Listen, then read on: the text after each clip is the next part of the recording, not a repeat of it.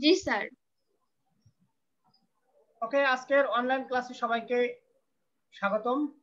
আমরা শুরু করব আমাদের অনার্স চতুর্থ বর্ষের ক্লাস।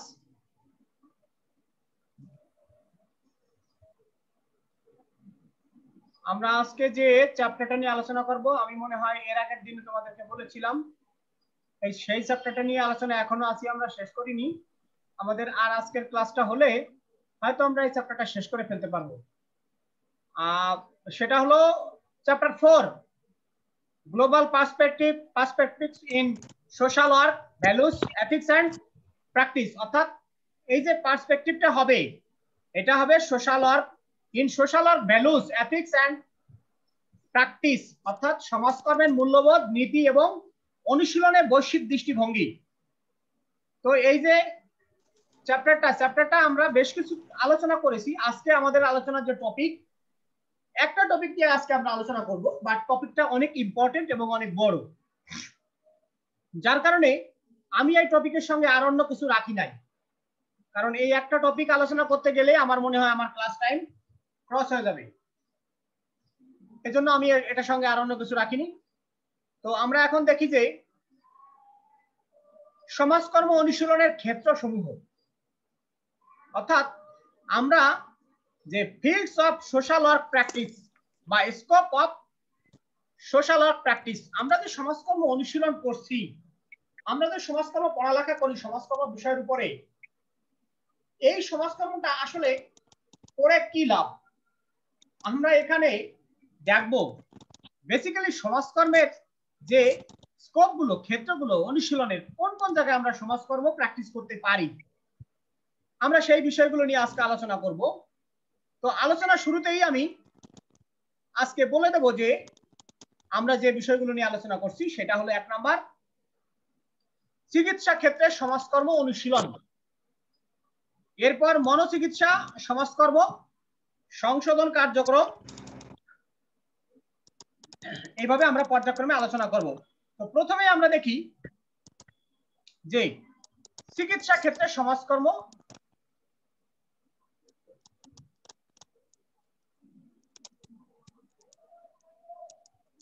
চিকিৎসা ক্ষেত্রে সমাজকর্ম, তো আমরা সবাই জানি যে চিকিৎসার যে কাজটা, সেই চিকিৎসা কাজটা করে থাকে মূলত স্বাস্থ্যকর্মীরা। অর্থাৎ এই স্বাস্থ্যকর্মীদের মধ্যে রয়েছেন চিকিৎসক, নার্স, তারপর তোমার বিভিন্ন ল্যাবের কর্মকর্তা কর্মচারী, এই ধরনের ব্যক্তিবর্গরা রয়েছেন। অর্থাৎ প্যাথোলজিস্ট বা যারা পরীক্ষা নিরীক্ষা করে থাকে তারা, এরকম বিভিন্ন গোত্রের লোক রয়েছে বা বিভিন্ন ধরনের লোক রয়েছে। কিন্তু যখন আমরা দেখি কোনো ব্যক্তির শারীরিক সমস্যার পাশাপাশি, অর্থাৎ এই যে শারীরিক সমস্যার সাথে সংশ্লিষ্ট অন্যান্য সমস্যাগুলো বা এই সমস্যার পেছনে যে কারণগুলো রয়েছে, এই কারণগুলো যখন আমাদের জানার প্রয়োজন হয়, তখন কিন্তু আমাদের সমাজকর্ম এই ক্ষেত্রে সার্বিকভাবে সহায়তা করে থাকে। অর্থাৎ এই সমাজকর্মের কাজটা হলো যে চিকিৎসক, নার্স এবং অন্যান্য স্বাস্থ্যকর্মীর কাজের মধ্যে যে সমন্বয় সাধন, সেই সমন্বয় সাধনের কাজটা করে থাকবে চিকিৎসা সমাজকর্মী, অর্থাৎ যে হসপিটাল সোশ্যাল ওয়ার্কার বা যেটাকে বলে আমরা এখন চিকিৎসা সমাজকর্মী বলে থাকি। এই চিকিৎসা সমাজকর্মীরা এই কাজগুলো করে থাকে। অর্থাৎ আমরা চিকিৎসা ক্ষেত্রেও কিন্তু সমাজকর্মের অনুশীলনটা করে থাকি। আমরা যদি বলি যে চিকিৎসা সমাজকর্মের বেসিক্যালি বাংলাদেশে যাত্রা শুরু হয়েছিল 1954 সালে। 1954 সালে, আমি ডিটেলস আলোচনায় গেলাম না, ডিটেলস আলোচনায় গেলে আমার একটা টপিক নিয়ে আলোচনা করতে হবে, কিন্তু আমার অনেকগুলো টপিক আছে, এজন্য আমি শর্টকাট আলোচনা করে যাচ্ছি।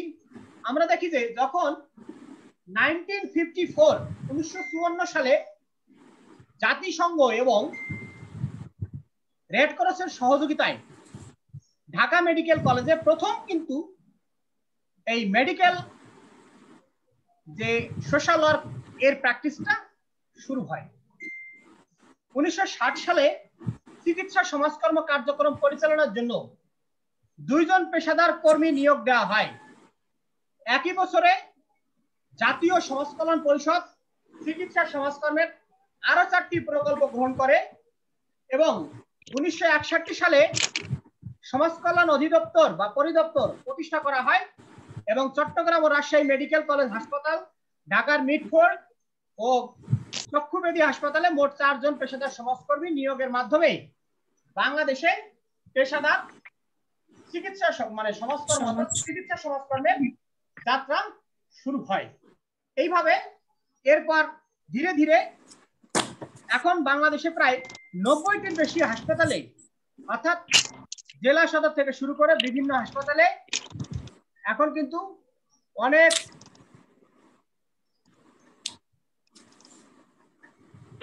হাসপাতালে চিকিৎসা সমাজকর্ম চালু রয়েছে।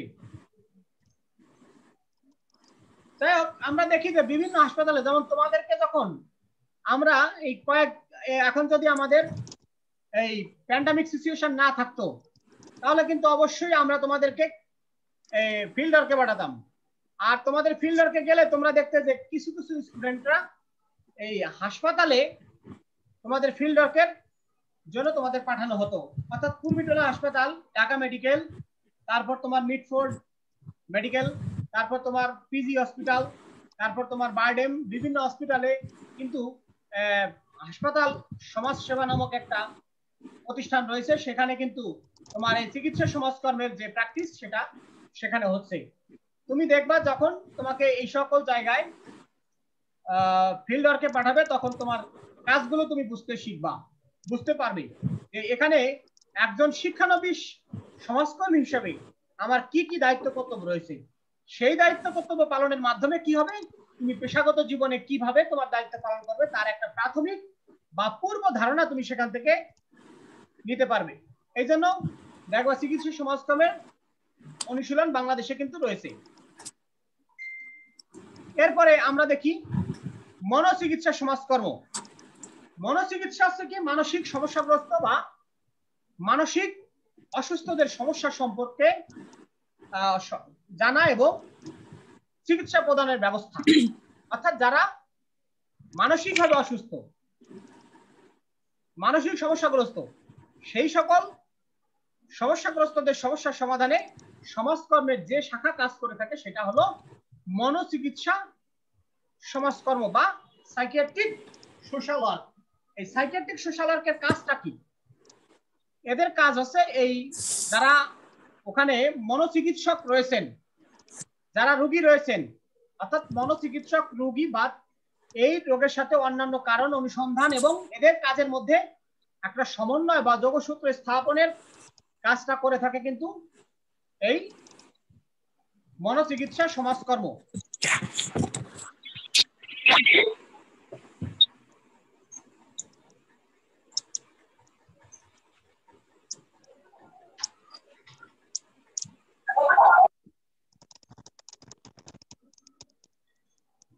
অর্থাৎ মনোচিকিৎসা সমাজকর্ম তো মানসিক সমস্যাগ্রস্ত ব্যক্তিদের যে ধরনের তোমার মোটিভেশন দেওয়া হয়, তাদের সঙ্গে যেভাবে ট্রিট করা হয়, সেই কাজগুলো করার ক্ষেত্রে সমাজকর্মীরা যেভাবে প্র্যাকটিস করতে পারে। অর্থাৎ এখানে কিন্তু আচ্ছা একটু তোমরা দেখো কারো স্পিকারটা অন করা আছে, অর্থাৎ তোমরা স্পিকারটা একটু অফ করে দাও।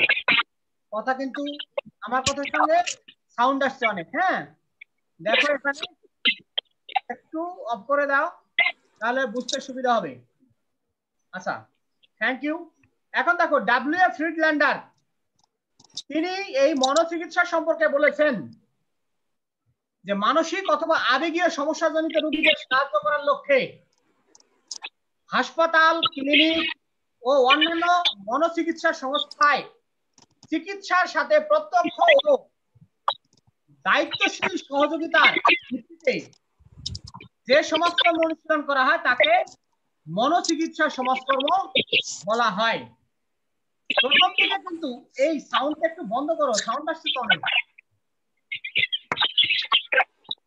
কেস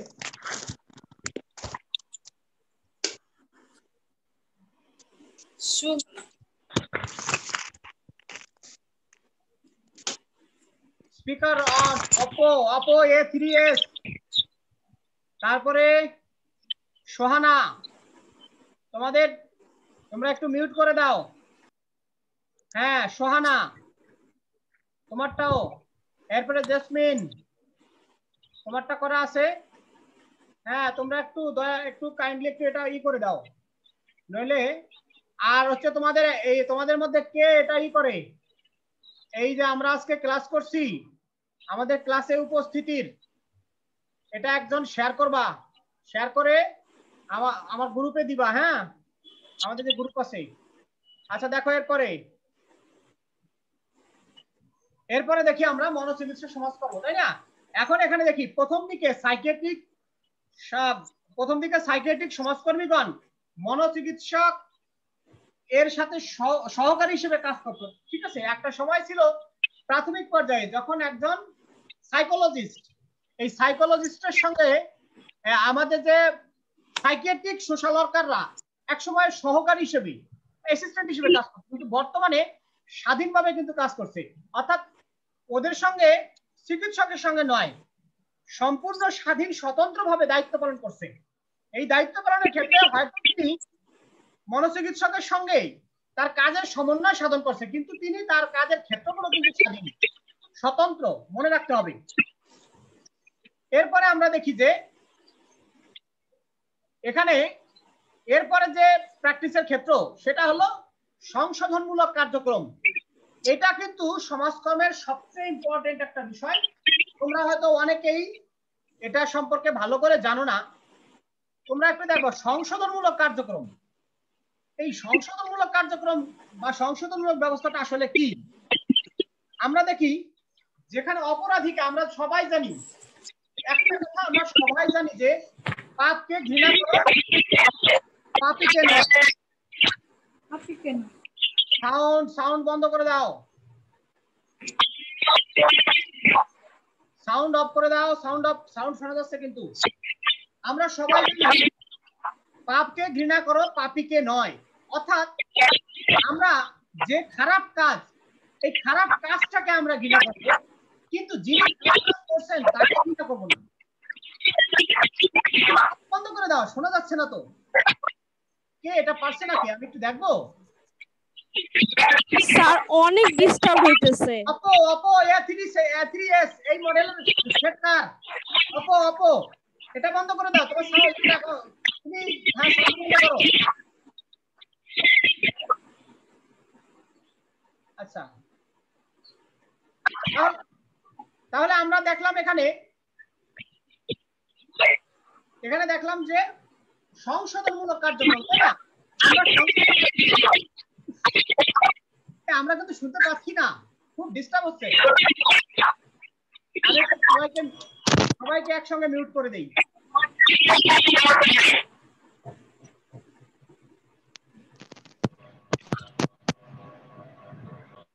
আচ্ছা দেখো, এখন আমরা জানি যে পাপকে ঘৃণা করব, পাপীকে নয়। অর্থাৎ যে খারাপ কাজ, আমরা খারাপ কাজগুলোকে ঘৃণা করব, খারাপ কাজগুলোকে আমরা অ্যাভয়েড করব, বা আমরা যে খারাপ কাজ করেছি তাকে অ্যাভয়েড করব না।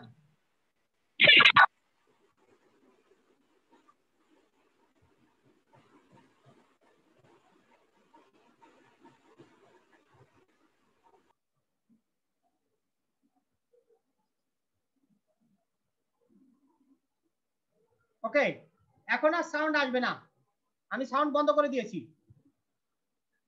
তাহলে এখন দেখলাম যে আমরা সংশোধনমূলক কার্যক্রমে আমরা যদি আলোচনা করতে যাই, তাহলে আমরা খারাপ কাজগুলোকে আমরা অ্যাভয়েড করব না, খারাপ কাজগুলোকে অ্যাভয়েড করব, কিন্তু যিনি খারাপ কাজ করেছেন তাকে কিন্তু আমরা অ্যাভয়েড করব না, বা তাকে আমরা ছোট করে দেখবো না। কারণ তার তো কোনো দোষ নেই, দোষটা তো সমাজের, যে সমাজে সে বেড়ে উঠেছে, দোষটা সেই পরিবারের, যে পরিবারে সে বেড়ে উঠেছে, দোষটা হচ্ছে সেই দেশের, যে দেশে সে বেড়ে উঠেছে। কারণ যে পরিস্থিতি, যে একটা শিশু জন্মের পর তার পরিবেশটাই হচ্ছে প্রধান, তার পরিবারটা হলো প্রধান। সে তো তার পরিবার থেকে শিখেছে, সে তার পরিবেশ থেকে শিখেছে, সে নিজে তো এটা শিখে জন্ম নেয় নাই। তাহলে আমরা ঘৃণা করব পাপকে, পাপীকে নয়। কারণ এই সংশোধনের মূল কাজটাই হচ্ছে এটা, যে আমরা ব্যক্তিকে ঘৃণা করব না, আমরা ব্যক্তি কাজকে ঘৃণা করব। যার কারণে কি হবে, যার কারণে আমরা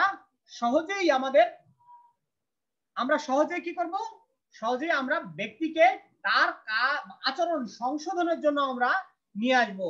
অর্থাৎ ব্যক্তির আচরণকে সংশোধন করে তাকে সুস্থ স্বাভাবিক জীবনে ফিরিয়ে আনাই হচ্ছে সংশোধনমূলক ব্যবস্থা। সংশোধনমূলক ব্যবস্থা বা কারেকশনাল সার্ভিসেস। কারেকশনাল সার্ভিসেসটা হলো কি, ব্যক্তির অনাকাঙ্ক্ষিত আচরণ, ব্যক্তির অপরাধমূলক আচরণকে সংশোধনের লক্ষ্যে গৃহীত ব্যবস্থা। যে ব্যবস্থা প্রয়োগের মাধ্যমে আমরা ব্যক্তির আচরণকে সংশোধন করে আমরা কি করব, আমরা ব্যক্তির আচরণকে সংশোধন করে তাকে সঠিক পথে নিয়ে আসবো, তাকে ইতিবাচক আচরণের পরিবর্তন ঘটিয়ে তাকে সুস্থ স্বাভাবিক জীবনে ফিরিয়ে আনতে পারবো। সেই কাজগুলো হচ্ছে সংশোধনমূলক কার্যক্রম। এখন এই সংশোধনমূলক কার্যক্রম আমরা কি করব? সংশোধনমূলক কার্যক্রম শিক্ষা, প্রশিক্ষণ, পুনর্বাসনের মাধ্যমে সম্ভব। যদি আমরা ব্যক্তিকে শিক্ষিত করতে পারি, যদি আমরা ব্যক্তিকে সঠিক শিক্ষায় শিক্ষিত করতে পারি, তাহলে কিন্তু সে কখনোই বিপদগামী হবে না। যদি আমরা তাকে সঠিক প্রশিক্ষণ দিতে পারি, শিক্ষা, প্রশিক্ষণ এবং পুনর্বাসনের মাধ্যমে কিন্তু ব্যক্তিকে তার এই অপরাধমূলক আচরণ, তার এই অনাকাঙ্ক্ষিত আচরণ পরিহার করে তাকে সুস্থ স্বাভাবিক জীবনে ফিরিয়ে আনা সম্ভব। এখন আমরা প্রথমে দেখব এই সংশোধনমূলক কার্যক্রমের প্রথম যে আলোচনা, তোমরা একটু দেখো, প্রথম আলোচনায় আছে আমাদের প্রবেশন। তোমরা প্রবেশন সম্পর্কে অবশ্যই জানো। আমি আমার যতটুকু ধারণা তোমাদের প্রবেশন নিয়ে অবশ্যই তোমাদের জানার কথা। তারপর আমি বলছি প্রবেশন হচ্ছে যে যারা সামান্য অপরাধী, সাধারণ অপরাধী, কিশোর, অল্প বয়স্ক, সেই সকল অপরাধীদের অপরাধ সংশোধনের লক্ষ্যে সাজা প্রদানের পূর্বে, অর্থাৎ বিচার কাজ সম্পন্ন করার পূর্বে তার আচরণ সংশোধনের জন্য তাকে বা আচরণ সংশোধনের জন্য যে কার্যক্রম গ্রহণ করা হয় সেটাকে বলা হয় প্রবেশনমূলক কার্যক্রম। অর্থাৎ তাকে যখন শর্ত সাপেক্ষে সাময়িক মুক্তি দেওয়া হবে তার বিচার কাজ সম্পন্ন হওয়ার পূর্বে, তখন আমরা সেটাকে বলবো প্রবেশন। অর্থাৎ আমরা অনেক সময় বলি প্রবেশনে মুক্তি পেয়েছে। প্রবেশনে মুক্তি পেয়েছে মানে হলো সে শর্ত সাপেক্ষে তার অপরাধ এর বিচার কাজ সম্পন্ন করার পূর্বে তিনি শর্ত সাপেক্ষে মুক্তি পেয়েছেন। এখানে অবশ্যই প্রবেশন অফিসার থাকবেন একজন সমাজকর্মী, তারপর প্রবেশন অফিসার এবং অন্যান্য কর্মকর্তার সুপারিশের ভিত্তিতে তিনি মুক্তি পাবেন এবং তিনি একটা নির্দিষ্ট সময় পর্যন্ত তিনি প্রবেশন অফিসারের সঙ্গে যোগাযোগ স্থাপন করবেন। তার যে বাসস্থান আছে সেই বাসস্থান তিনি ত্যাগ করতে পারবেন না। এই অনেকগুলো কন্ডিশন আছে, এই কন্ডিশন গুলো তাকে মেইনটেইন করে চলতে হবে। এই হলো আমাদের প্রবেশন। এরপরে যদি প্যারোল হয়, সাধারণত প্যারোলও কিন্তু একটা সংশোধনমূলক কার্যক্রম। কারণ আমরা দেখি অনেক বড় বড় অপরাধী, অস্ত্রের মামলা, খুনের মামলা, হ্যাঁ, অনেক বড় বড় মামলায় যারা সাজাপ্রাপ্ত হয়, আবার এখানে বলছি যারা সাজাপ্রাপ্ত হয় সেই সকল অপরাধীদের, যারা অপরাধ অলরেডি, যাদের অপরাধ শনাক্ত হয়ে গেছে, যাদের বিচার কাজ অলরেডি সম্পন্ন হয়ে গেছে, সেই সকল অপরাধী, এদের কিন্তু অপরাধী বলতে কোনো বাধা নেই, কারণ এরা কিন্তু অপরাধ সংগঠন করেছে, তার প্রমাণ আদালত দিয়েছেন, বিচারক দিয়েছেন, এই জন্য এদেরকে অপরাধী বলা যাবে। কিন্তু প্রবেশনে যারা রয়েছে তাদের কিন্তু অপরাধী বলা যাবে না, তাদের দোষী বলা যেতে পারে, হ্যাঁ, কিন্তু তাদেরকে অপরাধী বলা যাবে না। অপরাধ যতক্ষণ পর্যন্ত অপরাধ নির্ণয় করা না হবে, ততক্ষণ পর্যন্ত তাকে অপরাধী বলা সমীচীন নয়। এই জন্য এদেরকে কিন্তু অপরাধী বলা যাবে না। এখন এই যে প্রবেশন আর প্যারোল সম্পূর্ণ ভিন্ন। প্যারোল হচ্ছে কি, যারা অপরাধ করেছে অলরেডি, অপরাধ যাদের শনাক্ত হয়েছে অপরাধী হিসেবে, তাদেরকে বেশ কিছু কাল সাজা ভোগ করার পর যখন দেখা যায় যে আচরণের ইতিবাচক পরিবর্তন লক্ষ্য করা যায়, তখন চিন্তা করা হয় যদি এদেরকে শর্ত সাপেক্ষে মুক্তি দেওয়া হয় তাহলে সে হয়তো তার আচরণের আরো ইতিবাচক পরিবর্তন দ্রুত হবে এবং খুব অল্প সময়ের মধ্যে সে সুস্থ স্বাভাবিক জীবনে ফিরে আসতে পারবে। তখন শর্ত সাপেক্ষে তাকে যে মুক্তি দেওয়া হয় সেটাকে বলা হয় প্যারোল, অর্থাৎ প্যারোল হচ্ছে দাগী আসামি, অপরাধী, তাদের অপরাধ সংশোধন, অপরাধমূলক আচরণ সংশোধনের লক্ষ্যে কাজ করে, যেটা সেটা হলো প্যারোল। আরেকটা কিশোর আদালত। কিশোর আদালত হচ্ছে কিশোরদের বিচার কার্য সম্পন্ন করার জন্য যে আদালত, সেটাকে বলা হয় কিশোর আদালত। এখানে কিশোরদের বিচার কার্য সম্পন্ন করা হয়। সাধারণত কিশোরদের বিচার করা হয় না, কিশোরদের আচরণ সংশোধন করা হয়। আমরা যদিও এটাকে বলি কিশোরদের বিচার, কিন্তু আসলে কিশোরদের বিচার হয় না, কিশোরদের আচরণ সংশোধন হয়। আর আচরণ সংশোধনের জন্য অর্থাৎ আবার অনেক সময় দেখা যায় কিশোররা সত্যি কোনো অপরাধ করেছে, বড় কোনো অপরাধ করেছে, তখন কিশোরদের ভিন্ন পরিবেশী যারা বয়স্ক আসামি, যারা অনেক দাগী আসামি, বয়স্ক প্রাপ্তবয়স্ক, তাদের থেকে ভিন্ন পরিবেশে, ভিন্ন আদালতে, ভিন্ন ভবনে, পারিবারিক পরিবেশের, অর্থাৎ প্রবেশন অফিসার, পরিবারের অভিভাবক, তারপর তোমার আদালতের কর্মকর্তা কর্মচারীদের উপস্থিতির মাধ্যমে এদের বিচার কার্য সম্পন্ন করা হয়। এই যে আবার এদেরকে কি করা হয়, বিচার কার্য সম্পন্ন হয়, কেউ যদি বিচারে দোষী সাব্যস্ত হয়, তখন তাদেরকে কোথায়, তখন তাদেরকে কিন্তু নিয়ে যাওয়া হয় কিশোর সংশোধন কেন্দ্রে।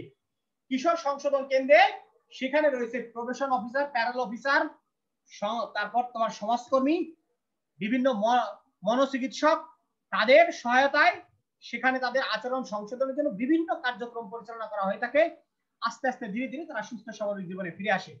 এই হলো কিশোর আদালত গেল। এরপর কিশোর হাজত, অর্থাৎ কিশোর আদালতের কাজ বিচার করার পূর্বে তাদেরকে যেখানে রাখা হয় সেটাকে বলে আটক নিবাস বা কিশোর হাজত। সেখানেও কিন্তু তাদের সঙ্গে ভালোভাবে ট্রিট করা হয়, ভালো বিহেভ করা হয়, যাতে করে তারা বুঝতে শেখে যে আমি যে ভুলটা করেছি এটা আসলেই আমার একটা ভুল, আমি এই ভুল আর পুনরায় করব না। এরপরে আমরা মুক্ত কয়েদিদের পুনর্বাসন সেবা, আর একটা বিষয় নিয়ে আলোচনা করব, মুক্ত কয়েদিদের পুনর্বাসন সেবা। যদি আমরা এখানে দেখি যারা মুক্তি পেয়েছে, কয়েদি কিন্তু মুক্তি পেয়েছে, মুক্তি পাওয়া মানে হচ্ছে এখানে তিনি বেশ কিছুকাল সাজা ভোগ করেছিলেন, পরবর্তীতে জামিনে অথবা তার যে বিচার কার্য সেটা পুনরায় ভুল প্রমাণিত হয়, তিনি নির্দোষ প্রমাণিত হয়েছেন, কিন্তু তিনি তখন স্বাভাবিক জীবনে ফিরে আসবেন। অর্থাৎ তার যে সমাজে সে বসবাস করত, সেই সমাজে সে যখন আসবে তখন কিন্তু তাকে আগের মতো স্বাভাবিকভাবে কেউ গ্রহণ করবে না। সে যতই নির্দোষ প্রমাণিত হোক, সে কিন্তু সমাজের কাছে কালার হয়েই গেছে, এখন কিন্তু সে সুস্থ স্বাভাবিক জীবনে ফিরে আসা তার জন্য অনেক কঠিন ব্যাপার। এই অবস্থায় সমাজকর্মীরা তাদের পুনর্বাসনমূলক যে সেবা কার্য পরিচালনা করে থাকে, সেটাও কিন্তু এক ধরনের সংশোধনমূলক কার্যক্রম। এই হলো আমাদের সমাজকর্ম অনুশীলনের ক্ষেত্রে সংশোধনমূলক কার্যক্রমের। এরপরে আমরা আরো টপিক আছে, আমরা আলোচনা করব। দেখো এখানে আমরা দেখছি যে এরপরে 4 নম্বর পয়েন্ট আছে প্রতিবন্ধীদের পুনর্বাসন কর্মসূচি। প্রতিবন্ধী কারা? আমরা প্রতিবন্ধী বলতে বুঝি যার হাত নেই, পা নেই, চোখ নেই, কান নেই, বা এরকম কানে শোনে না, চোখে দেখে না, এরকম। কিন্তু বেসিক্যালি প্রতিবন্ধী হচ্ছে বিভিন্ন ধরনের। এখানে আমি একটু আলোচনা করেছি যারা সামাজিক, মানসিক, দৈহিক এবং অর্থনৈতিক ভাবে অক্ষম, তাদেরকে আমরা প্রতিবন্ধী বলবো। সমাজকর্মের ভাষায় শুধু শারীরিক প্রতিবন্ধীকে আমরা প্রতিবন্ধী বলবো না, আমরা শারীরিক প্রতিবন্ধী, মানসিক প্রতিবন্ধী, সামাজিক প্রতিবন্ধী এবং অর্থনৈতিক প্রতিবন্ধী বলবো। দৈহিকভাবে আমরা যদি কেউ অক্ষম হই, আমাদের কোনো অঙ্গ প্রত্যঙ্গ যখন অক্ষম হবে, তখন আমরা বলবো তাকে দৈহিক প্রতিবন্ধী। মানসিক প্রতিবন্ধী অর্থাৎ বুদ্ধিমত্তার বিকাশ যখন না হয়, অর্থাৎ আমাদের পরিপক্ক বুদ্ধি যখন না থাকে, তখন আমরা বলি মানসিক প্রতিবন্ধী।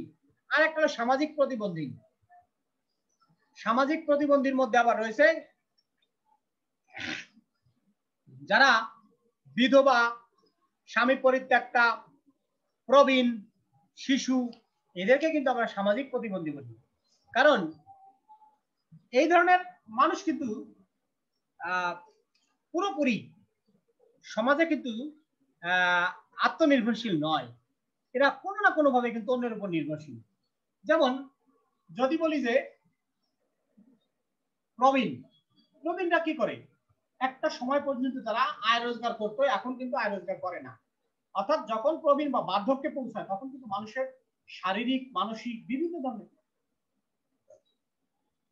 সমস্যা দেখা দেয়, তখন কিন্তু সে অন্যের উপর নির্ভরশীল হয়। যেমন শিশুরা পিতামাতার উপর নির্ভরশীল, আবার মানে বৃদ্ধ পিতামাতা সন্তানের উপর নির্ভরশীল। তাহলে এখানে শিশু বা শিশু বলি আর প্রবীণ বলি, এরা কিন্তু সবাই সামাজিকভাবে প্রতিবন্ধী। এরপরে বলছি মানসিক অর্থনৈতিক প্রতিবন্ধী। অর্থনৈতিক প্রতিবন্ধী বলতে আমরা কাদেরকে বোঝাবো? অর্থনৈতিক প্রতিবন্ধী হচ্ছে যেমন ভিক্ষুক, ভবঘুরে, ছিন্নমূল মানুষ, এরা হলো অর্থনৈতিক প্রতিবন্ধী। অর্থনৈতিকভাবে কিন্তু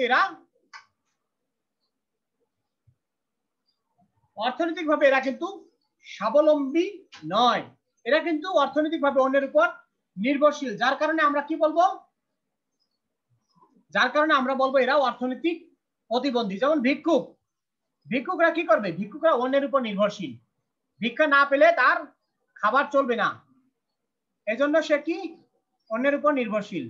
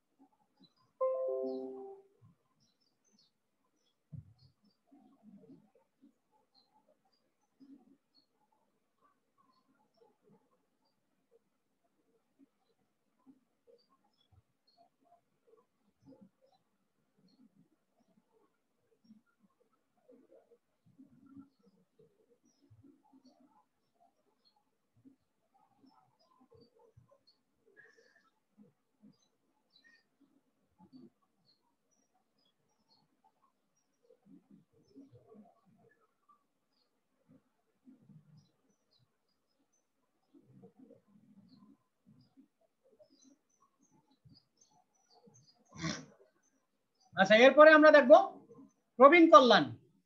তাহলে আমরা দৈহিক প্রতিবন্ধী, মানসিক প্রতিবন্ধী, সামাজিক প্রতিবন্ধী ও অর্থনৈতিক প্রতিবন্ধী নিয়ে আলোচনা করলাম। এরপর দেখবো এই সকল ক্ষেত্রে কিন্তু সমাজকর্মের অনুশীলন রয়েছে। এরপর প্রবীণ কল্যাণ সমাজকর্ম। আমরা জানি, একটু আগে আলোচনা করেছিলাম, প্রবীণরা হলো নির্ভরশীল জনগোষ্ঠী, অর্থাৎ একটা সময় পর্যন্ত মানুষ কি করে? আয় রোজগার করে, তার উপরে পরিবারের অন্য সদস্যরা নির্ভরশীল থাকে, কিন্তু তিনি এমন একটা সময় উপস্থিত হন যখন তিনি পরিবারের অন্যান্য সদস্যের কাছে নির্ভরশীল হয়ে পড়েন। তখন অর্থাৎ আমাদের দেশে সাধারণত আমরা 59 বছর চাকরি করতে পারেন, অর্থাৎ চাকরি থেকে অবসরের বয়স 59 বছর করা হয়েছে। এখন এই 59 বছরই কিন্তু আমাদের দেশে বর্তমানে 59 বছরের পরবর্তী বয়স, যে কোনো 59 বছরের বেশি বয়স হলে তাদেরকে কিন্তু প্রবীণ হিসেবে গণ্য করা হয়। তবে আমরা জানি 60 বয়সের লোকদেরকে সাধারণত প্রবীণ বলা হয়ে থাকে। এই প্রবীণরা কিন্তু আমাদের অ্যাসেট, কারণ এরা কিন্তু অনেক অভিজ্ঞতা অর্জন করেছে তাদের জীবনের প্রতিটা স্তর থেকে তারা অনেক অভিজ্ঞতা সঞ্চার করেছে, যার কারণে কি হয়, তারা এখন যে অভিজ্ঞতার একটা পরিপূর্ণ স্তরে উপনীত হয়েছে। এজন্য এরা এই ধরনের ব্যক্তিদেরকে আমরা যদি কাজে লাগাই তাহলে কিন্তু তারা আমাদের অনেক উপকারে আসতে পারে। এই জন্য এই প্রবীণদের কল্যাণে কিন্তু আমাদের অনেক ধরনের কার্যক্রম হাতে নিতে হবে। প্রবীণদের অর্থনৈতিক, সামাজিক, মানসিক যে বিষয় রয়েছে সেগুলো আমাদের নিশ্চিত করতে হবে। অর্থনৈতিকভাবে তাদেরকে আমাদের সাপোর্ট দিতে হবে। তিনি যেন বুঝতে না পারেন যে তার অর্থনৈতিক সংকট রয়েছে, তার যে কোনো সময় চিকিৎসার প্রয়োজন হলে তাকে ভালো ডাক্তার দেখাতে হবে, যাতে তিনি বুঝতে পারেন যে আমাকে অনেক সমীহ করছে, আমাকে অনেক মূল্যায়ন করছে, আমাকে এরা অনেক যত্ন করে, তাহলে তো তিনি মানসিকভাবে ভালো থাকবেন। এই জন্য অর্থনৈতিক, সামাজিক, মানসিক সব দিকের নিশ্চয়তা তাকে আমাদের দিতে হবে। তাহলে কি হবে? তাহলে তারা সুন্দর, সুস্থ, স্বাভাবিক জীবন যাপন করতে পারবে। এরপরে আমরা দেখবো যে আমাদের সমাজকর্মের অন্যান্য ক্ষেত্রসমূহ। আমরা অন্যান্য ক্ষেত্রের মধ্যে প্রথমে দেখব যে পারিবারিক সেবা। পরিবারে যখন আমরা কাজ করি, একটা পরিবার শিশুর মনস্তাত্ত্বিক বিকাশের অন্যতম ক্ষেত্র। একটা শিশুর বিকাশের মূল স্তর হচ্ছে পরিবার। যখন আমরা পারিবারিক সেবাটা সঠিকভাবে না পাই, তখন কিন্তু আমরা সুস্থ স্বাভাবিকভাবে বেড়ে উঠতে পারি না। এই জন্য পরিবারকে অবশ্যই আমাদের পারিবারিক সেই সুস্থ পরিবেশ আমাদেরকে গড়ে তুলতে হবে। পরিবারের মধ্যে রয়েছে বিবাহ এবং স্বাস্থ্য সমস্যা সমাধানের ক্ষেত্রে সমাজকর্মীরা কিন্তু কাজ করে থাকি। অর্থাৎ বিবাহের পূর্বে যে মনস্তাত্ত্বিক যে সেবা প্রদান সেটা করে থাকে এবং স্বাস্থ্যগত যে পরামর্শ সেবা সেটা প্রদান করে থাকে, যেমন পরিবার পরিকল্পনা সেবাগুলো দিয়ে থাকে সমাজকর্মীরা। এরকম অনেক ধরনের। এরপরে শিশু কল্যাণ, শিশুদের কল্যাণে বিভিন্ন ধরনের, অর্থাৎ এখানে আমরা যদি দেখি শিশুর লালন পালন, শিশুদের অসামঞ্জস্য আচরণ দূরীকরণের ক্ষেত্রে সমাজকর্মীরা বিভিন্ন ধরনের পরামর্শমূলক সেবা দিয়ে থাকে। যুব কল্যাণ, আমরা জানি যুবকদের জন্য অনেক সেবা রয়েছে, যুব কেন্দ্র, তারপরে প্রতিবেশী নিবাস, বিভিন্ন ধরনের দলগত ক্লাব, তারপরে বিনোদন কেন্দ্র, বয় স্কাউট, গার্লস গাইড, যুবকদের সাংস্কৃতিক কেন্দ্র প্রভৃতি জায়গায় কিন্তু মৌলিক সমাজকর্ম হিসেবে আমরা এখানে সমাজকর্ম মৌলিক পদ্ধতি ব্যবহার করতে পারি। জনসংখ্যা নিয়ন্ত্রণ এবং পরিবার পরিকল্পনা, আমরা জানি আমাদের দেশে জনসংখ্যা অনেক বেশি। এই জনসংখ্যাকে যদি আমরা কাঙ্ক্ষিত পর্যায়ে রাখতে না পারি, অর্থাৎ কাম্য জনসংখ্যা রূপান্তর করতে না পারি, তাহলে সেটা আমাদের জন্য একটা বোঝা হয়ে দাঁড়াবে। তখন আমাদের অর্থনৈতিক সামাজিক চ্যালেঞ্জ হয়ে দাঁড়াবে কিন্তু এই জনসংখ্যা নিয়ন্ত্রণটা। এই জন্য জনসংখ্যা নিয়ন্ত্রণ এবং পরিবার পরিকল্পনা সেবায় কিন্তু সমাজকর্ম প্রয়োগ করা হয়ে থাকে। নারী কল্যাণ, আমরা জানি নারীদের কল্যাণে বিভিন্ন ধরনের কার্যক্রম রয়েছে। এই নারী কল্যাণে কিন্তু সমাজকর্মের প্রয়োগ করা যেতে পারে। যেমন আমরা যদি বলি যে অসহায় বিধবা, স্বামী পরিত্যক্তা নারীদের কল্যাণের জন্য বিভিন্ন কর্মসূচি হাতে নেওয়া, প্রশিক্ষণমূলক সেবা প্রদান ইত্যাদি বিভিন্ন কাজগুলো করে থাকে নারী কল্যাণ। তারপর সমাজসেবা অধিদপ্তর থেকে বিভিন্ন ধরনের সুযোগ সুবিধা প্রদান, ঋণ, স্বল্পমেয়াদী ঋণ প্রদান ইত্যাদি কাজগুলো করে থাকবে। সবই কিন্তু সমাজকর্মের, নারী কল্যাণের ক্ষেত্রে সমাজকর্মের অনুশীলনের ক্ষেত্র। এরপর দারিদ্র্য বিমোচন কর্মসূচি। জানি আমরা যে দারিদ্র্য বিমোচন হচ্ছে আমাদের সবচেয়ে বড় চ্যালেঞ্জ। দারিদ্র্য বিমোচন এখানে কিন্তু সমষ্টি সমাজকর্মে প্রয়োগ করা সম্ভব, কারণ আমরা দরিদ্রতে একজনের দারিদ্র্য বিমোচন করলে হবে না, একটা কমিউনিটির সবার দারিদ্র্য বিমোচন করতে হবে। তাহলে কমিউনিটির সবাইকে সচেতন করতে হবে, তাদের যে সম্পদ আছে, তাদের যে সামর্থ্য আছে, তাদের যে প্রতিভা আছে, সেগুলোকে কাজে লাগিয়ে তাদের সমস্যার সমাধান করতে হবে। এই ক্ষেত্রে সমাজকর্মের সমষ্টি সমাজকর্ম প্রয়োগ করা হয়ে থাকে। মানবাধিকার আন্দোলন, তারপরে তোমার আছে মানবাধিকার আন্দোলন, অর্থাৎ জনগণের মৌলিক অধিকার রক্ষায় আন্দোলনের প্রয়োজন হয় অনেক সময়। এই জন্যই মানবাধিকার আন্দোলনের ক্ষেত্রে কিন্তু সমাজকর্মীরা কাজ করে থাকে। এরপর আছে সামাজিক বীমা। আমরা জানি সামাজিক বীমা আছে সোশ্যাল সিকিউরিটির একটা অংশ, আর সোশ্যাল সিকিউরিটি সমাজকর্মের একটি গুরুত্বপূর্ণ বিষয়। এই জন্য সামাজিক বীমা অবশ্যই মানুষের কি করে কল্যাণে কাজ করে থাকে। আর এই সামাজিক বীমা পরিচালনার কাজগুলো করে থাকে সমাজকর্মের একটা প্রয়োগ ক্ষেত্র এখানে রয়ে গেছে। এরপর গ্রামীণ উন্নয়ন, আমার হাতে সময় নেই এই জন্য দ্রুত বলছি। গ্রামীণ উন্নয়ন, অর্থাৎ আমরা যদি গ্রামীণ উন্নয়ন করতে চাই, সেখানে কিন্তু আমরা পল্লী উন্নয়নের ক্ষেত্রে আমরা অবশ্যই সমাজকর্মের যে কমিউনিটি ডেভেলপমেন্ট আমরা এখানে প্রয়োগ করতে পারি। অর্থাৎ আমাদের এই প্রয়োগের যে সমাজকর্মের যে প্রয়োগের ক্ষেত্রগুলো আমরা এখানে আলোচনা করলাম আজকে। এই নিয়ে আমাদের এই অধ্যায় প্রায় শেষের পথে। আমি এরপরে আর একটা টপিক আছে, সম্ভবত এই টপিকটা আলোচনা করে অন্যান্য ইম্পর্টেন্ট প্রশ্নগুলো আগামী ক্লাসে দিয়ে তোমাদের একটা পরীক্ষার ডেট দিয়ে দিব। তোমরা ইনকোর্স পরীক্ষার জন্য প্রস্তুত থাকবে। তোমাদের পরীক্ষা হবে, আমি চেষ্টা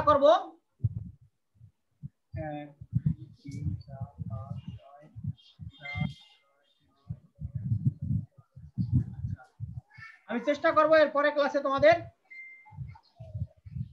পরীক্ষার রুটিন দেওয়ার।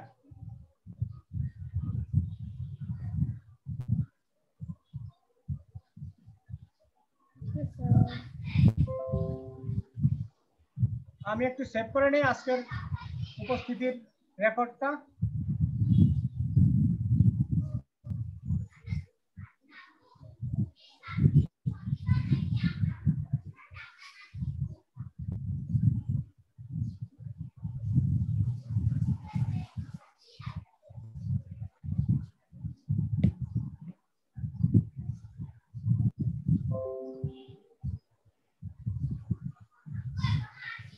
তোমরা সবাই ভালো থেকো।